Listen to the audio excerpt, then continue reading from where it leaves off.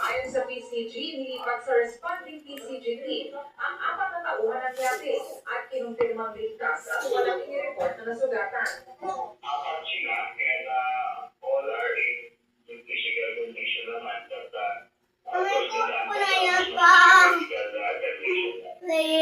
Ako na yan. PCG, umalis ang MYJC mula sa Subic Yacht Club. Alas 10 ng umaga noong July 17, patungong Consolacion City. Binibidyo ko lang Sabi itong ng kapitan ng food ni yate, Papa. nagsimula ang sunog mula sa engine compartment.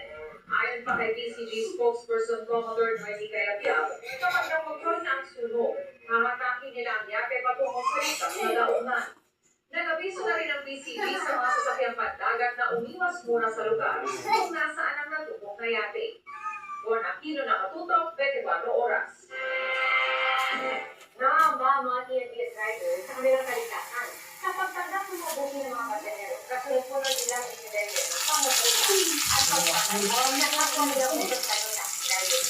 Ang tumunod po nila sila sa rin. Kapatutok ang video.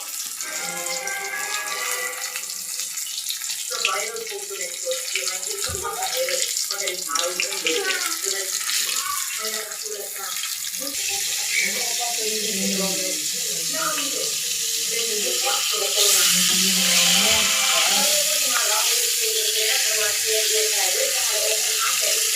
Nakikita ko na naman sila